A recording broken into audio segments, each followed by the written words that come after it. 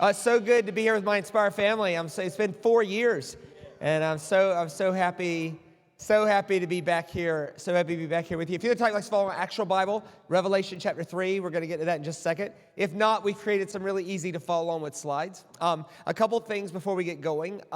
One, honor Don, Julia, 15 years. I'm so glad to have my friends here. And I'm so glad to be here. When I open the Bible, I want a few things to happen. I want Jesus to get bigger, the cross to work better, the resurrection to be central, and scriptures to get bigger, not smaller. So I hope that's your experience. After this is over, we have a small resource table set up there at the back with our teaching resources on it. Because it's been 4 years since I've been here, there's like 12 brand new series back there, all right? So I decided to preach all the way through the book of Revelation.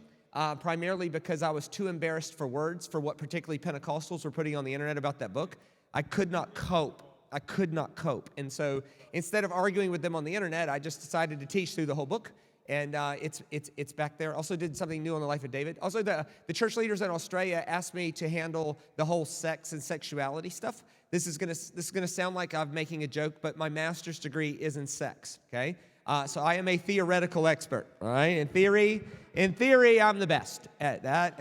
In practice, pretty much crap. But in theory, there's no one better. And so we did an 11-part series on sex and sexuality. Somebody's already picked it up and said, how do you talk for 11 sessions on this? I was like, well, it's not a technique manual, right? That would be 4 minutes long. It's actually a thing about how to think about that topic a bit better. Spoiler alert, I've had it. There's nothing in that about actual sex. It's about how to think about the topic better. And so that's back there. Also, there's a 6-hour short course on how to approach the Bible better. Pastor Wayne Elkhorn, who's the head of the Assemblies of God in Australia, had me come in and do that for emerging leaders. And it just came off really, really well. So anyway, after this is over, if you would come by and consider, let me put something in your hands that will change the way you look at God. In so doing, you put something in our hands that helps us feed, clothe, shelter, educate mentally handicapped kids in China. We also have rescue homes in Cape Town that works with gang members and rehabilitates people to give them options for their life. We live with a conviction that we're not simply called to go to heaven when we die. We're called to bring heaven to every place we see hell here. And so what we make from that in profit, we give to those mission. The only thing I would ask, because this, as Don said, this is a very impromptu meeting. I found out I was free tonight on Monday night. That's when I knew I could be here. And so I appreciate you all coming out. I've got to be somewhere else tomorrow. So if you don't want anything, God bless you. I'll see you next time I'm through. If you know you're going to grab something, if you would do so in the first 10 minutes, that would be awesome, because we got to pack it down and take it with us. I'd also like to thank everybody that showed up here that's over the age of 40. I really appreciate it. It takes an act of faith to do things outside after 40. If you're 40 years old and it's after 7 o'clock and you're outside, you're extending faith. And I get it. I'm 47 years old. We don't do things outside after 7. Like, what are we, animals? I regularly get asked, like, you want to go to a movie after this? I'm like, what time does it start? Oh, 8:45. 8:45? What am I, an animal? No way. And so I know in a room this size, there's already some of you that are protracting your bedtime. And I get it. And so here's what's going to happen. I've got a 35-minute challenge. That I hope, it's Friday night, you're in church. I'm assuming everybody's a fully devoted follower of Jesus. I don't need to be an evangelist. And that's good, because I'm not a good evangelist. I'm a good teacher. And so I want to bring something that's actually for fully devoted followers of Jesus to help us navigate some tough things. And then we're going to, Pastor Don wanted me to open it up for a bit of Q&A. To be honest, this is a pretty big crowd for live Q&A, but we'll take a risk. It's fine. But good Q&As are entirely dependent upon good cues, okay? So let's define what a good cue is. A good cue can be stated in 15 seconds or less. A good cue is a cue. It's a question, not a statement. A good cue is non-antagonistic. Paul said to do all things without grumbling or disputing. A dispute is any time you start with your conclusion, all right? So if you start with your conclusion, I'll kindly and humbly let you have your conclusion. I'm 47. I'm at least of average intelligence. I've never once been able to shift someone who started with their conclusion. So if you start with your conclusion, that's not a question. It'll get boring, and you can have that. The other thing would be mutually edifying. So I'm thinking that my question would benefit the whole room, all right? So after this is over, we'll have a short time of mutually edifying, non-antagonistic questions. And because I'd rather talk about what you'd want to talk about than just what I want to talk about. So So I have some encouraging news, and I want to talk to you about why I wrote this talk. So I was on my way to Chinchilla in Australia. It's 4 hours west of Brisbane. It's the Australian equivalent of, say, Tokoroa. It's far away, it's not very big. And I don't know what the rule is in New Zealand, but in Australia, you can't touch your phone or it's a $1,000 fine, right? So what you have to do is you set everything up before you leave, and you put the podcast or whatever on random, right? And so you don't really get a choice. It's on random. And there was this guy that was interviewing a PhD in social anthropology. Whether he was religious or not, I have no idea. He certainly made no issue of it. He was just simply talking about the anthropological responses to pandemics. And he went back through the last 8 great pandemics of the earth. Smallpox pandemic of 251, 336 AD, which is universally agreed upon by historians to be the worst year to ever be alive. The reason is because a volcano erupted over Iceland. There was no modern mapping. No one knew where Iceland was. And the entire sky of Europe went dark for 2 full years, causing a famine. That was 336. 341 was the Justinian plague. 1300 was the bubonic plague. Then, of course, you had the Spanish flu, and now COVID-19. Here's what he said a lot about it, but here's what's important to us. He said, what happens at the end of every pandemic in the history of the world is there is an anthropological human phenomenon where for 3 years, people rush back to wanting to be regrounded in spirituality.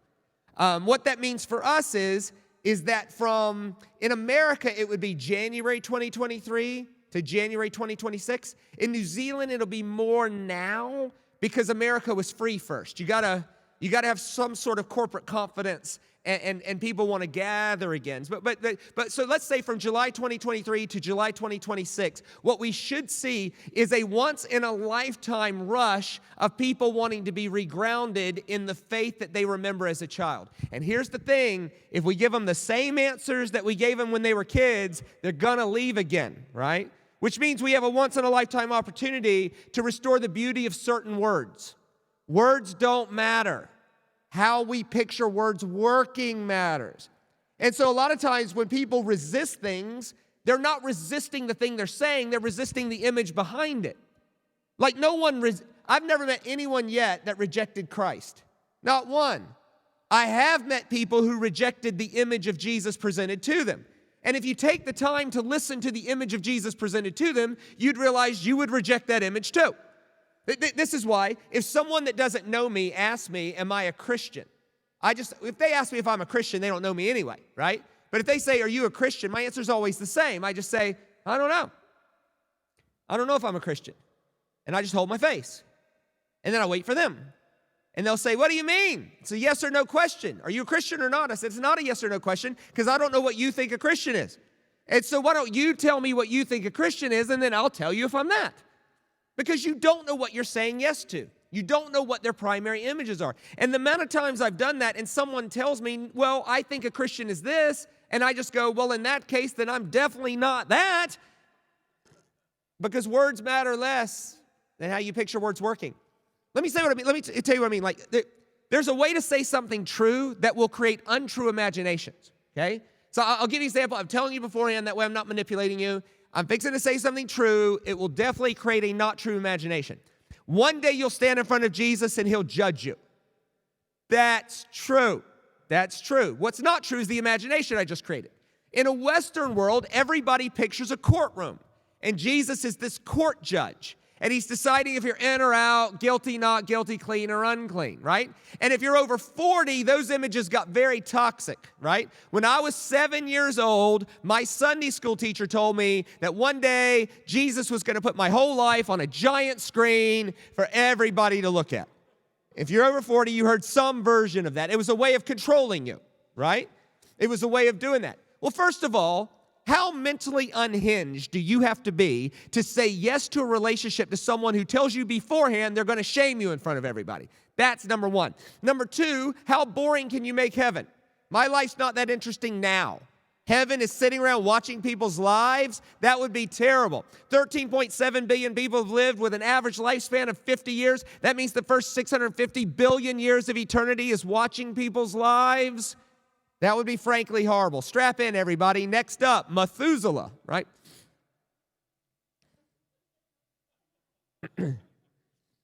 Here's the problem. The word judge in Hebrew is shofet. which is defender.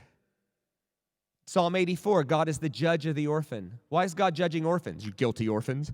No, he's defending them. And there's a whole book in the Bible called the book of Judges. These people aren't courtroom officials. They're people anointed by God to set you free. So when I say one day you'll stand in front of Jesus and he'll judge you, I mean one day you'll be in the presence of the one finally and fully anointed by God to set you free. And in that sense, I want you to be the most judgmental church in Auckland. People willing to engage people's broken stories, not to hurt them, criticize them, shame them, or condemn them, but to involve ourselves in the story in order to make a better narrative out of that story. Number one objection to the church is judgmental. Of course they're judgmental. If our primary image of God is a judge, as like in a courtroom official who says what's right and wrong, then that's what we'll become. We will become the image of the one we think God is. What we need is a better image of God. Here's a prayer I'm praying every day. I'm going to invite you to pray it with me. It's a very simple prayer. It goes like this. Lord Jesus, let no one ever reject you because of how I'm presenting you. If you're willing to get in on that, why don't we just have a little heartfelt prayer moment for a second? Say, Lord Jesus, let no one ever reject you because of the way I'm presenting you. See, we have to find a way to be judgmental. And I mean that in the best sense of the word. How can we engage someone's broken story without hurting it, criticizing it, shaming it, condemning it, in order to make a better narrative out of that story?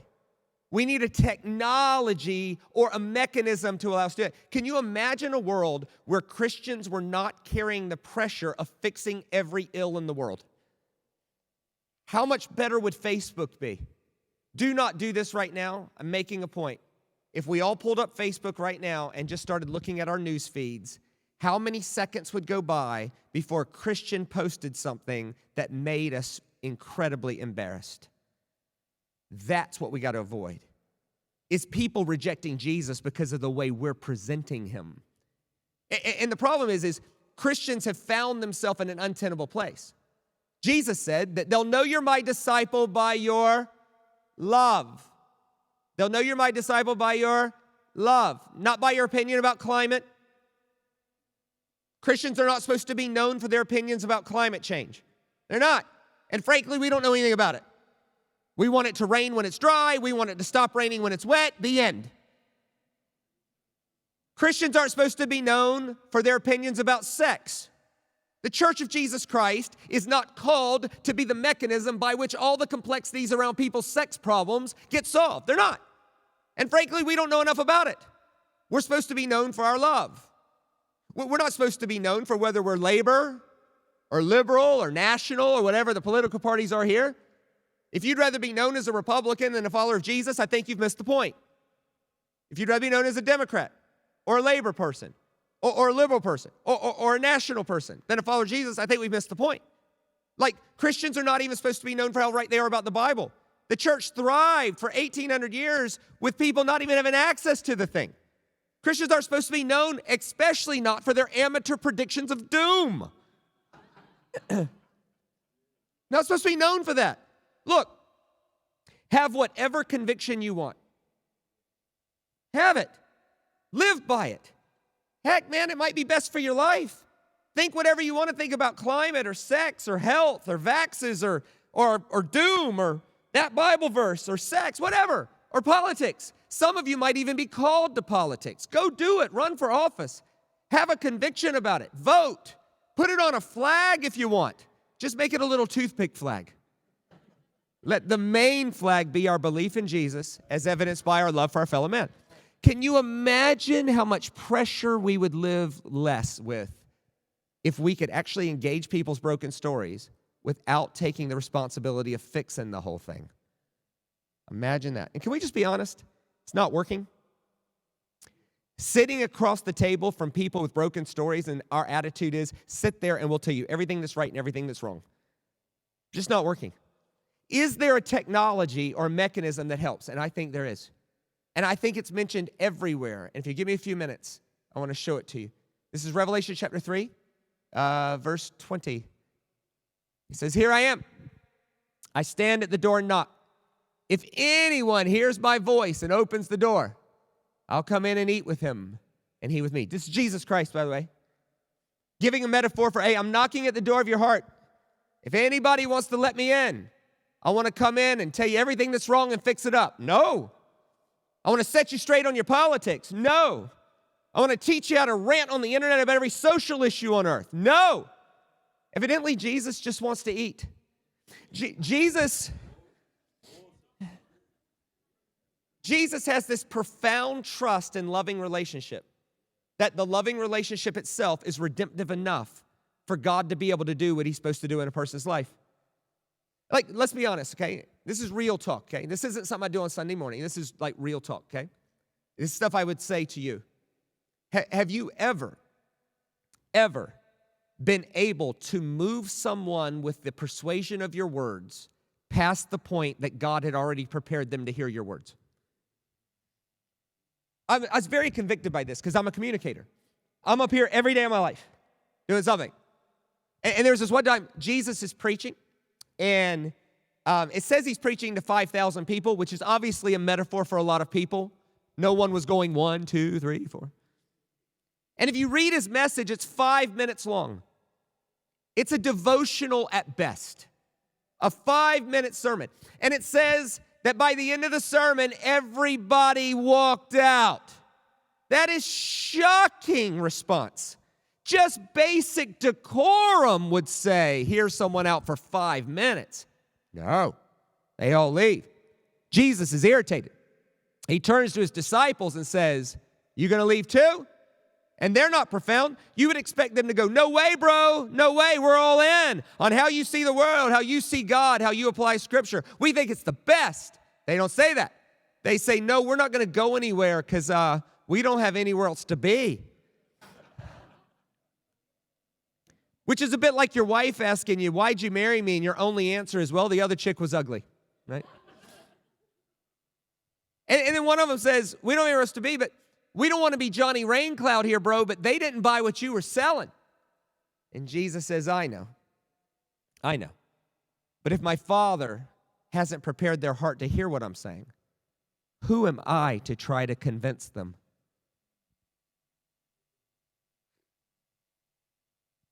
How convicting is that? How much breath have we wasted trying to move people past the point where God has prepared their heart to hear it?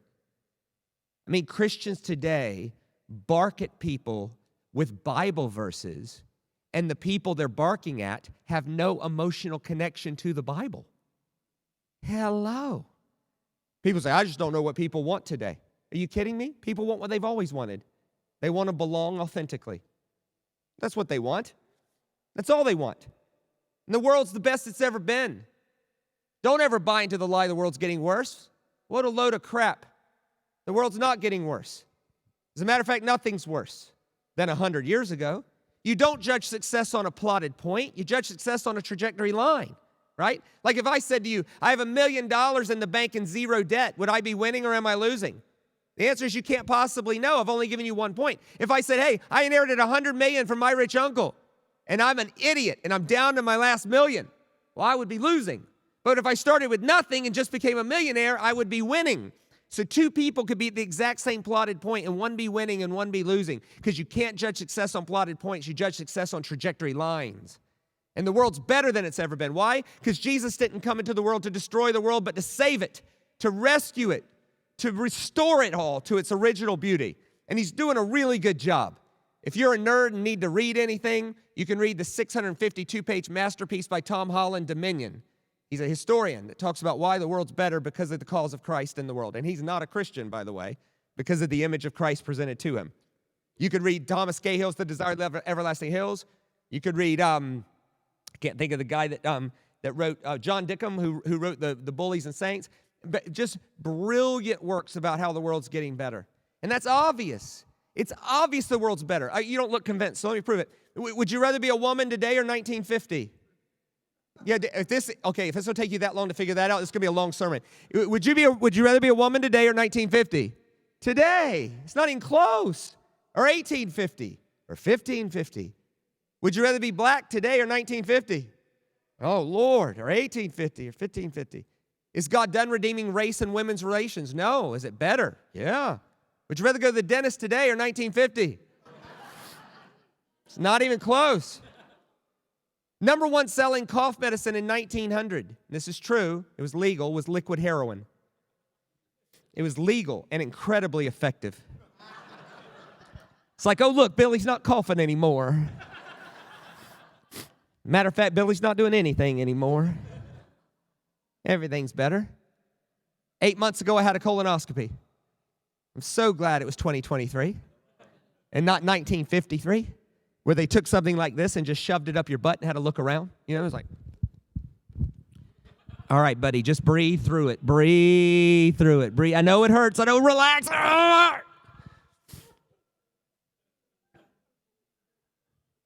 It's just better. Nothing's worse than 100 years ago. Nothing. Go home tonight and watch one episode of 1923 and ask yourself, would you want to live back then? Nothing is worse except pollution. Pollution's worse. But that's because of the internal combustion engine. The internal combustion engine caused a problem, pollution. But it solved a bigger problem, world hunger. Like go back to 1850 and watch some guy with a hand hoe trying to plow ground. It's better. It caused a problem, but it fixed a bigger problem. Pollution's worse than 100 years ago. So are divorce rates, to be fair. But that's just because we're living longer. In Jesus' day, they died at 32. So till death do us part was frankly more doable. Now you got to live with them to 84. It's a whole thing. And Christians should be owning the narrative that the world is better because of the cause of Christ. When a Christian goes, you know what, Jesus didn't come into the world to destroy it or condemn it, but to save it. But unfortunately, he sucks at his job. And the world's getting worse. No. What do people want? They want to belong. Let's put some language around that because words matter. Like next slide. So people want intimacy. Now, how is intimacy? I think the best definition of intimacy is to be fully known and fully accepted all at once. There are a lot of people who are fully known, but they're not fully accepted because they're fully known. And then there are a lot of people who are fully accepted, but the only reason they're fully accepted is because they're fully known. So how can we create a space where there's an old song, I don't remember when it was written, but it was old. It was old when I was a kid. It was called Just As I Am.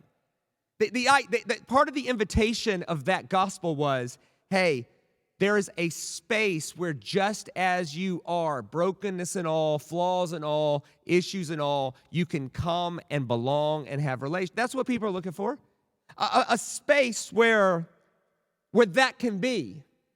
Unfortunately, social media has taken some of that space away because we'd rather be known for our opinions about climate and sex and health and politics and doom than we would to invite someone to be involved in our story and us in their story. What is the technology around that? Let's say it this way. Here's the question. The question is, next slide, is what must I do to be fully known and fully accepted? And evidently, at the end of the story, the answer is, next slide, is that God just wants to eat.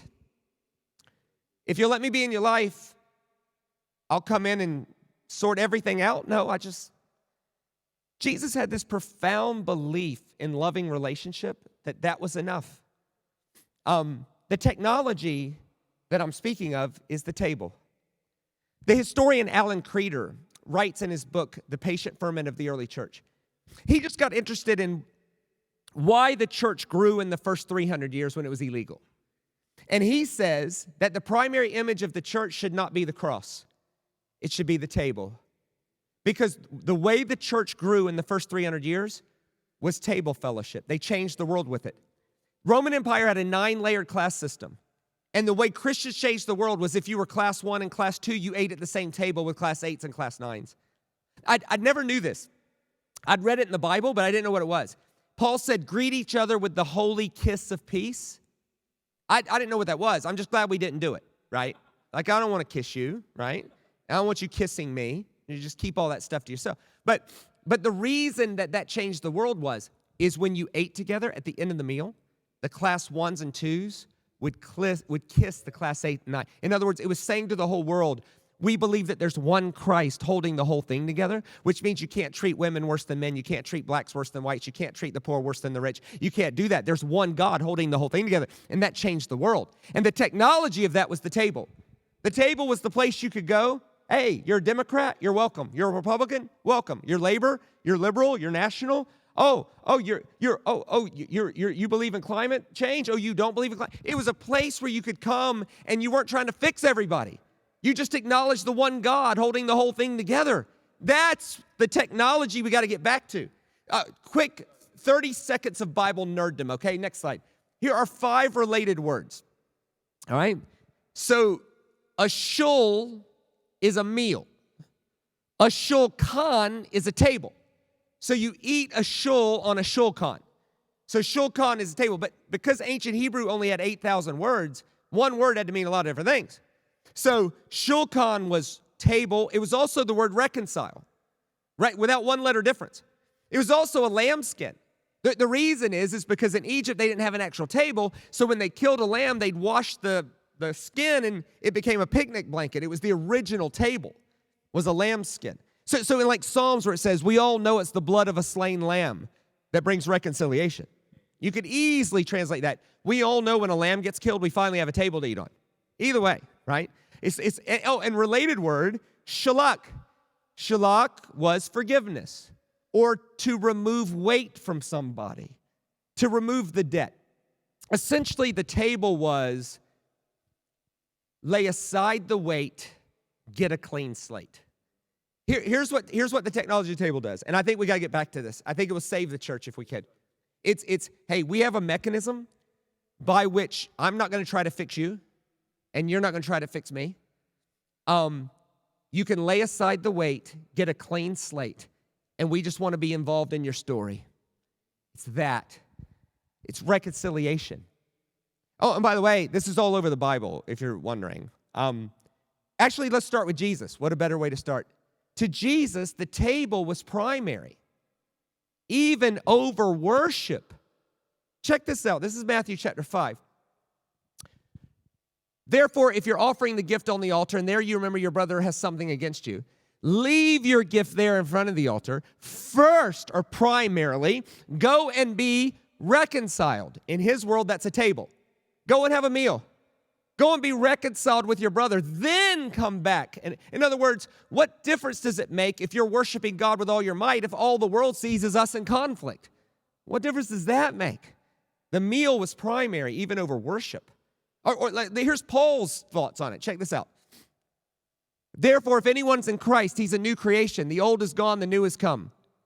All this is from God, who reconciled, tabled us to himself through Christ and gave us the ministry of the table.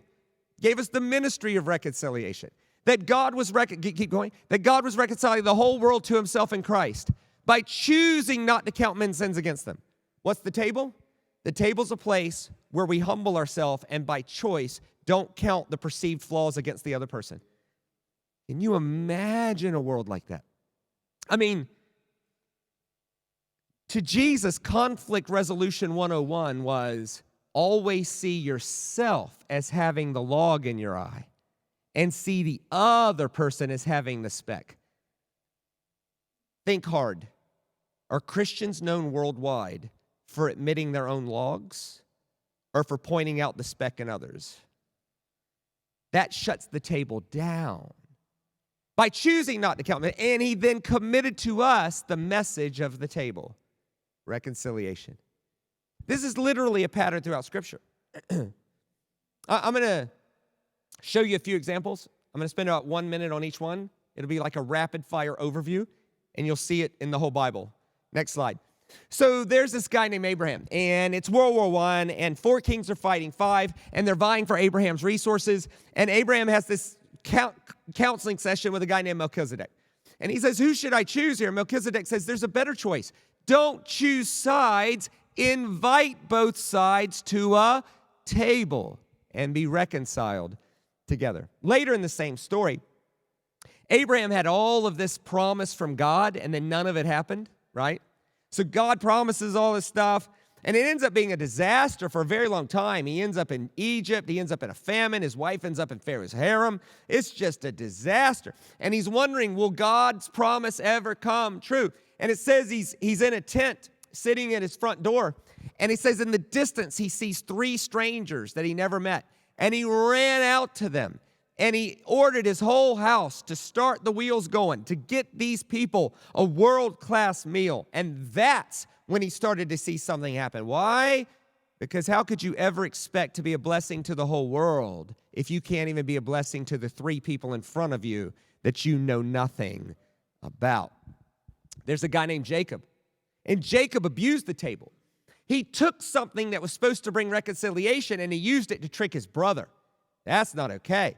And he ended up with Laban, and he wanted Laban's sister or daughter. And he says, hey, I want your daughter. And he says, okay, work 7 years. He works 7 years.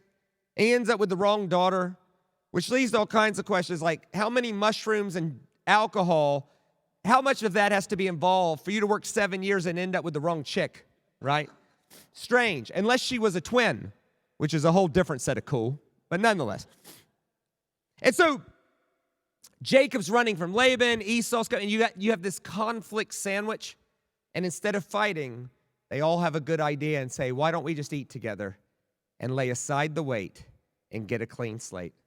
The table is this technology that says, I'm not going to convert you from your political party or your opinion about climate or sex or doom or the Bible. I'd rather actually show you love and trust God to do all the convicting and all the changing in your life. How much better would that be? Psalm 23, he prepares a table before me in the presence of my enemies. That doesn't mean God's going to feed you and not your enemies. It means if you're paying attention, God is always making a way to reconcile.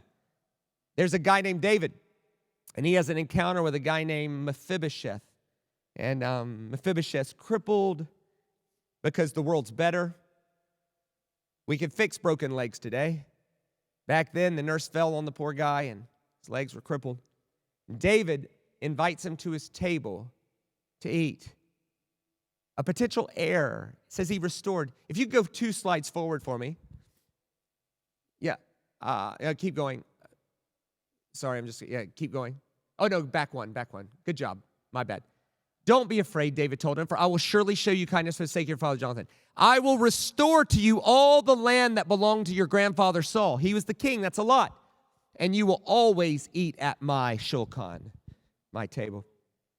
There's a famous story about Joseph and his brothers. His brothers sell him and then later need him. And instead of killing him, watch Joseph's response. Next slide.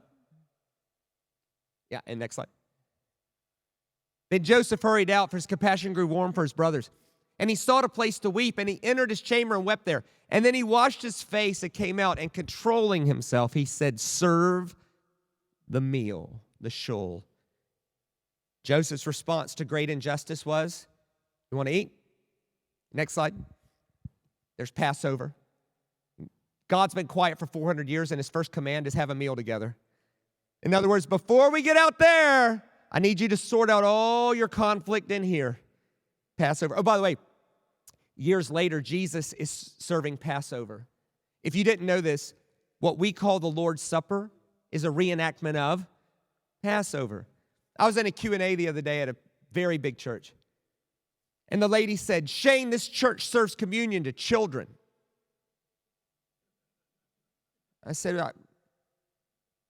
what's your question? She said, are we okay with that? And I said, I'll hear you out. Why wouldn't we be? She said, they can't revere it. They can't understand it. And Paul said, if you take communion in an unworthy manner, you'll die. What if our kids are getting sick because of it? And I thought, what a bizarre image of God. And I said, ma'am, with respect to your question, Jesus served communion to Judas. Jesus served a meal to the guy plotting to kill him. And we're trying to exclude who? Honestly. Oh, by the way, if you read the passage about taking communion in an unworthy manner, it's not about having sin in your life. Like, my God, how bad would that be? That the qualification to have communion is to be sinless. Hello. What was happening was the rich amongst them were eating first and leaving the leftovers for the poor. And that misses the whole point of the table. You got these guys. They get in the wilderness. And you know the story. What do? They build a cow. This is idol worship. And what was God's response to their cow worship? Call down fire from heaven and destroy the idolater? No, that's Facebook. God is nicer than that. Watch his response. Check this out. Next slide. And Moses and Aaron and Nadab and Abihu and the 70 elders of Israel went up and saw the God of Israel. And under his feet was something like a table, a shulchan, made of sapphire, clear as the sky itself. But God did not raise his hand against these leaders of Israel. They saw God, and they ate, and they drank, and they did not die. God's response to idol worship was, want to eat? You done? You had enough of yourself? It wasn't ranting on the internet about every flippin' social issue we can think of and affecting no one. In my opinion, most people should do Jesus a favor and never speak of him, because the image of Jesus they're presenting is rejectable. Old Testament, New Testament, God's response was, you want to eat? You want to be reconciled? Like next slide, Jesus had dinner with tax collectors and sinners. That was their big problem. Check this out, next slide. So it says, well, Jesus was having dinner at Matthew's house. There were lots of tax. Of course there was. It's his friends. And when the Pharisees saw this, they asked the disciples, why does your teacher eat with tax? Like, for us, it's just a meal. In Jesus' world, it meant you're okay. We're reconciled. See, Jesus had mastered the art of something that I don't think we're very good at. Jesus mastered the art of accepting a person without having to affirm everything they do. That's two different things. But watch this. It says, next slide. It says, on hearing this, Jesus said, is it not the healthy who need a doctor, but the sick? But go and learn what this means. I desire mercy, not sacrifice. For I've not come to call the righteous, but sinners. What an in-your-face confrontation to about 500 Bible verses in the Old Testament. Next slide. Feeding the 5,000. He calls his disciples to bring the source of reconciliation. One of my favorites, next one, is the Canaanite woman. She was from a place called Sidon. That's a problem, because there are eight. That's a lot. 8 verses in the Old Testament that says all Sidonites are cursed. Matter of fact, there's 3 in Ezekiel alone that says if God ever met the Sidonites, he'd kill them, leave them naked and ashamed. Turns out the final and full way to see God in Jesus Christ was that he loved them. He called them faithful. He prayed for them. The Jews had a word for the Sidonites. Dogs. You're the dogs. It was a racial slur. This dog wants to eat at the same table with these elite people, and she's not allowed. And she knows she's not allowed. She makes this joke with Jesus, and Jesus jokes back. He doesn't call her the same. It's a different word. He calls her, they say a racial slur. He says, oh, it's like a little puppy. And she gets into this with him. And watch what she says. Next slide. She says, yes, Lord, but even the dogs eat the crumbs that fall from the master's table. Then Jesus answered, woman, you have great faith. Your request is granted. In other words, these people have the whole table, and it's not enough. You have so much faith, you realize all you need is a crumb of reconciliation. That's faith. So there's this one time, next slide, Jesus is at a table with rich people, and they have all this food at the end, and he says, what are we going to do with the extra food? And they say, we don't know. What would we do with the extra food? He said, I don't know. There's a lot of poor people outside your gate. And remember what they say? We don't eat with people like that. In other words, we don't call them okay. Jesus said, is that your final answer? They said, yes. He said, okay. There's a rich man who overlooks the poor man outside of his gate while they're eating at the table. And when those people die, they're the ones who are surprised to end up in hell. The only time Jesus ever said someone went to hell was a rich man refusing to share his food with a poor man. Or the Lord's Prayer. Give us today our daily bread. In other words, make sure I have supply every day to be reconciled to my enemies. This is something I learned recently. I can't believe I never saw this before. The word daily is not there. When Jesus said, give us today our daily bread, the word daily is not there. Not in Greek. It's not. I can read it. It's not there. The word is epiousios, which is tomorrow. What Jesus said is, Father, give me today tomorrow's bread. In other words, give me a supply today that removes my fear of lack of supply tomorrow. Can you imagine the freedom of that? Or John 21, Jesus has an encounter with a guy named Peter. Peter's denied Jesus 3 times in open court. And what was Jesus' response? To get him back? No. He cooks breakfast on the beach. And he says, you want to eat? Do you still love me after all this? If you still love me after all of this, let's go change the world. That is Jesus. The Bible ends. The Bible ends with that. Go 2 slides forward for me, please. This is the book of Revelation.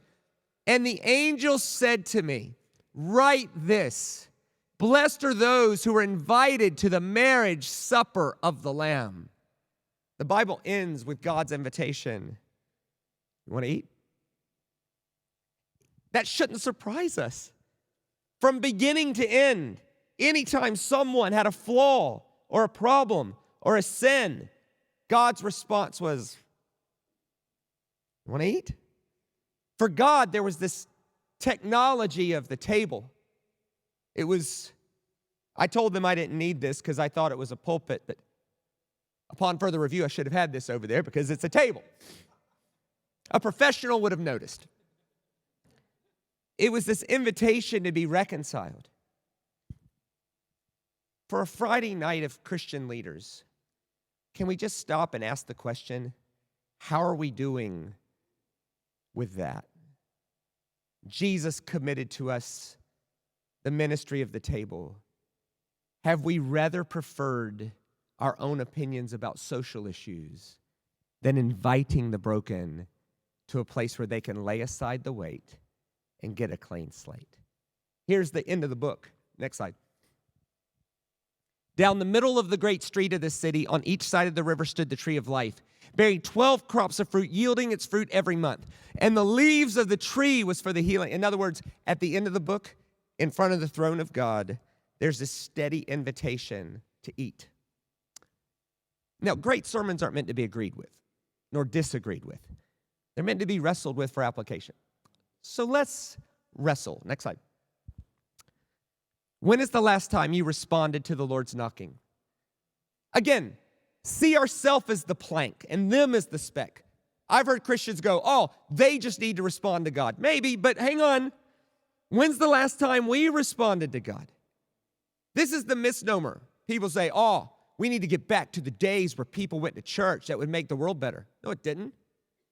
When more people went to church, the world was worse. That doesn't fix anything. Because you could go to church and believe all the right things without caring about the right things. In 1950, it's within my mother's lifetime. In 1950, the most Christian city in America was Charleston, South Carolina. That's where I'm from. 98% of people went to church every Sunday and Wednesday. But in 1950, it was illegal in Charleston, South Carolina, for a black man to go to a white dentist. And the Christian lawmakers made the law, and the Christian pastors signed off on the law, and the Christian dentist told black people to go to the vet because they were animals. It's possible to see them as the plank and you as the speck and miss the whole point. Jesus called us to see ourselves as the plank and them as the speck. Let's say it this way, next slide. Are you committed to the reconciliation of all things or just your own salvation? Isaiah said it this way, it's but a light thing that you're saved. The heavier thing is to be my salvation to the world. Jesus called us to the ministry of what Paul said, the ministry of the table. Maybe we could ask it this way, who do we need to cook breakfast for? See, the opposite of the table is the tablet. It's the iPhone. It's the iPad. It's the addiction to other people's opinions as well as expressing our own. They tell me that depression is at an all-time high amongst 14-year-olds, which is laughable. It's true, though. And I take mental health very seriously. If you're struggling with your mental health, please seek the services of a competent professional and not your cousin Earl on YouTube. That said, if you're 65 years old, have you ever heard a 14-year-old talk about how stressful their life is and you roll your eyes? Of course you do. Why? Because your life was harder. Why was your life harder? Because the world's getting better, not worse. You look at them and go, what's there to be stressed about? You have more money than anybody's ever had at your age. According to Forbes magazine, the generation turning 19 today has more money available to them by the age of 19 than the previous 4 generations before it combined had. And that's obvious. Ask a 19-year-old, what's your plan? With a straight face, they'll say, I'm thinking about taking a year off and walking around Europe. If you're over 40, could you imagine telling your dad that you were going to take a year off and walk around Europe to find yourself? Your dad would have been like, oh, look, there you are. Get a job. What's happening to the young people? Here's what's happening. We got addicted to tablets instead of tables. You have families of 5 totally disconnected who go to eat at White and Wong's on the bay down there on the harbor. A family of 5 completely disconnected goes to dinner together, but you walk by them and what are they all doing? You can't spend 5 hours a day looking at 9-second videos of cats doing handstands and expect not to be depressed.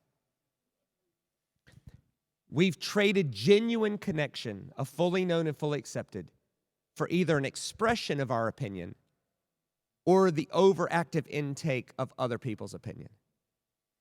Think about what's happened to us. You'll have someone take a photo of a rash, post it on Instagram, and say, does any of my peeps know what this is? First of all, keep your rash to yourself. Second of all, there's a group of people who went to school for 8 years who can look at that and give you cream for it. We've traded genuine connection for an addiction to expressing our opinion or the overemphasis on other people's opinion. It's called the tablet. Maybe the best way we could think about tonight is simply this. Tablets or tables? Can we prefer? It's ridiculous when you say give your tablets away. It's dumb. No one would do it. But we can prefer it. We can prefer genuine connection instead of the 9-second context switches. And I'm telling you, as Christian leaders in Auckland, we got to get this right. We've got to get back to the mechanism that allows people to come just as they are without feeling like we're trying to fix everything and allow the Holy Spirit to do all the convicting and all the changing. And that technology is called the table. Any non-antagonistic, mutually edifying question?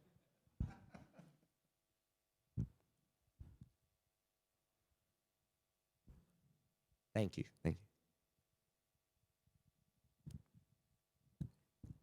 Anybody want to go first?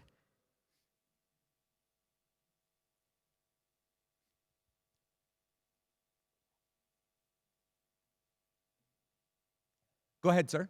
If you just speak very loud for the whole room to hear.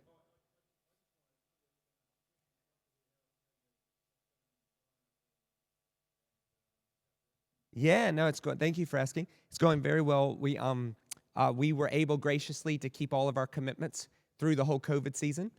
Graciously, it was because we had some opportunities that came up that wouldn't have come up otherwise, but also there was some people who stepped up and knew my commitments. To be fair, one of them is sitting in the front row here. Larry and Pearl have been my friends forever, and they knew I was grounded, and they knew my commitments weren't going anywhere. And so their church stepped up and covered a whole month of commitment. There was a church in Georgia that did the same thing. And so I say graciously, because it's not like, oh, Shane's this champion. We were able to keep our commitments, and now it's going very well. Thank you, sir, for asking. Any other non-antagonistic, mutually edifying question?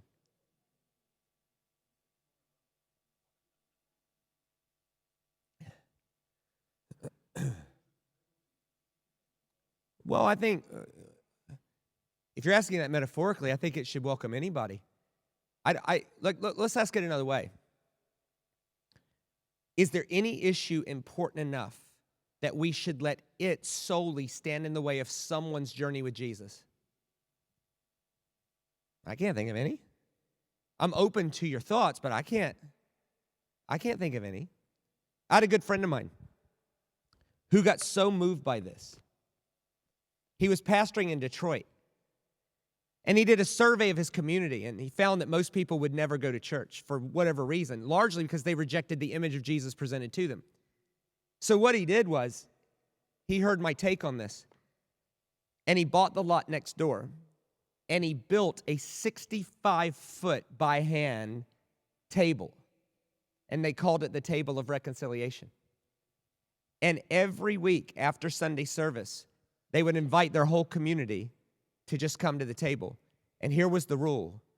There was no preaching from us to them. They were telling their story to us. And around this table, he put a garden. And at each stage in the garden was seeds. And you could drop your seeds for wherever you were in your journey. So the first journey was atheist. And the second one was, I'm considering God might be real. And then the next one was whatever. And along after the meal, and what they found was just taking the time to listen to people's stories without trying to fix everything. People were walking over and dropping seeds just because they felt heard. And before long, his table service was 5 times bigger than his actual service. It's just awesome. So I think it should be huge. Any other non-antagonistic, mutually edifying question?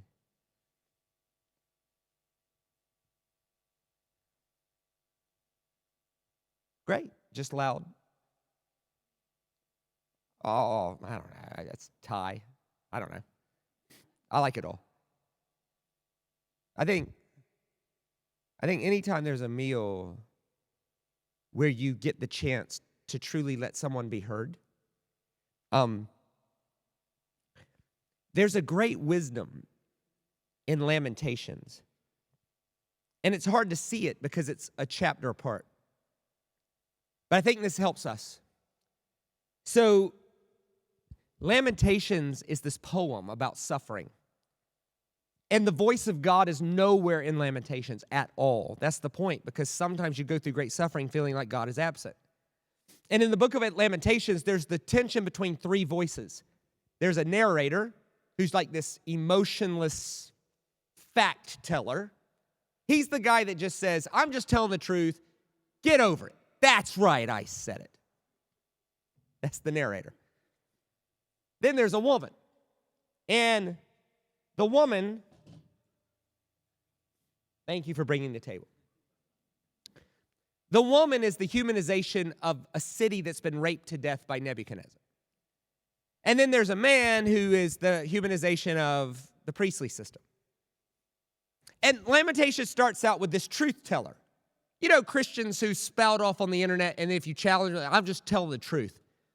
God's not rewriting the Bible for your mamby-pamby generation. That kind of person. Anyway, that's the narrator. And he says, you deserve it. Hey, all this destruction, you deserve it. You committed adultery on God. All those other lovers, that promised they'd protect you, where are they now? And then he swears. And I mean vulgar swears. If you don't think there's any swearing in the Bible, don't read Lamentations, okay? Because the English cleans it up. What he says is, don't act like you didn't commit adultery. Your uncleanness is up your skirt. Quote, Lamentations 1:9. Your uncleanness is up your skirt. Literally in Hebrew, you have a dirty lady part. Like vulgar, hey. At that point, the woman speaks for a chapter and a half. And she never asks for advice. She just says, look at my pain. Look at my despair. Look at my destruction. Look at this. Yeah, I deserve it. Fine, but look at my story. And then in Lamentations 2, verse 13, it's hard to see it because it's a full chapter apart. The same narrator speaks back up. And he says, how can I restore hope to you, O virgin daughter? So he goes from, your uncleanness is up your skirt, to, How can I restore hope, O virgin daughter? See, there's a way we could tell the truth, but it sounds like your uncleanness is up your skirt. You're the log, I'm the speck. But if we just take the time to get to know their story, the same truth can sound like, how can I restore hope, O virgin daughter? Instead of your uncleanness is up your skirt. So may we never, ever tell the truth in such a way that sounds like your uncleanness is up your skirt. May we take the time to get to know their story, get to know their pain, so that the same truth can sound like, how can we restore comfort, O virgin daughter? That requires a table. Yes?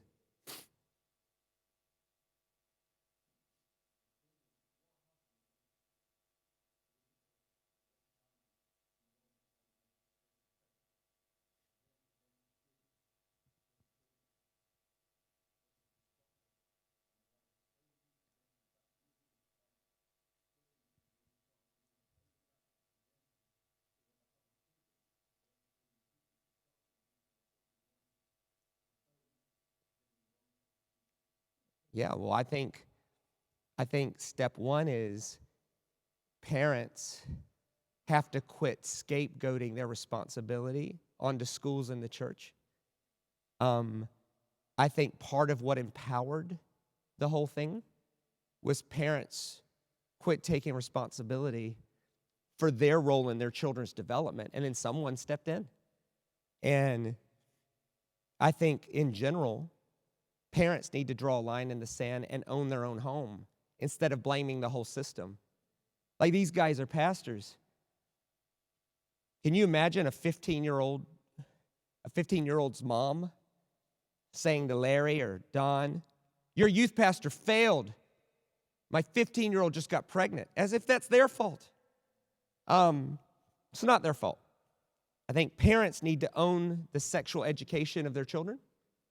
Parents spend 168 hours with their kids, and they need to own it.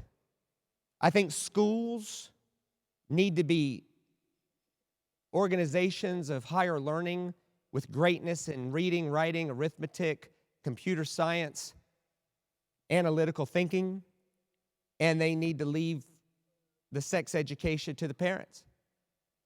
But how can they do that if the parents don't take responsibility and do it? And this is where, my master's degree's in sex. There ain't nothing that can embarrass me. But this is where I think Christians have painted themselves in an untenable position. Like, there's no indictment. No indictment. And can we just all admit, before we talk about sex, that none of us have ever had a conversation about sex and walked away thinking, I just nailed it? Like, man, you know what? I just perfectly balanced compassion and dignity and justice and complexity. But part of the issue of that is, how many people in this room can even tell me how sex develops in a person? I can. Any pediatricians in the room or anything? And that's the problem. A room where over 90% of people can't even tell me how sex develops. We're trying to make a rule. And then what we do, and this is a fool's errand, is we buy into the labeling. Why would you play in that field? Labels are for products. Love is for people. As soon as you label somebody, you can justify mistreating them. And then we don't even know what the labels are. Like LGBTQAI. Anybody know what the A's are? They're the asexuals. Those are the people we used to call celibates. Are we mad at them? Are we mad at people who voluntarily be celibate? Really? Anybody mad at the I's? Anybody just totally so upset with the I's? You know, the people who are unfortunately born with both parts. They have a penis and a vagina. They have testicles and a vagina. Are you serious? Are we mad at them? Right? And then we try to lump it all in one thing. It's not one thing. Consenting behavior of two 32-year-olds is not the same thing as giving a 9-year-old carte blanche for their medical treatment. It's not. A 9-year-old shouldn't be allowed to do anything. And if you create a situation where a 9-year-old cannot choose to have his tonsils out, but could choose to have his testicles out, it's a problem. But that's not the same thing as an I or an A. And so the trick and the fool's errand is, let me get you to label us. Don't buy into it.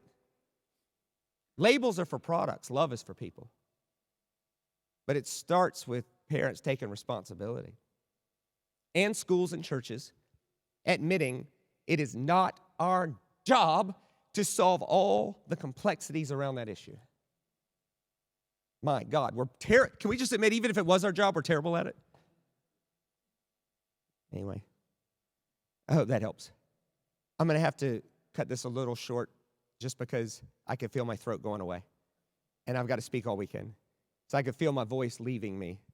And it's hard to explain what that feels like. I'm not sick. I've talked every day for a year. So I can just feel my voice going, and I can't have that. So I hope Jesus got bigger, the cross worked better, the resurrection essential scriptures got bigger, not smaller. Labels are for products. Love is for people. May we bring people to the table, not to hurt them, criticize them, or condemn them, but to hear their broken story, to be a part of making a better narrative. And may we stay in our lane, knowing what we know and admitting what we don't, and take responsibility, because at the end of the day, God just wants to eat. Grace and peace, everybody.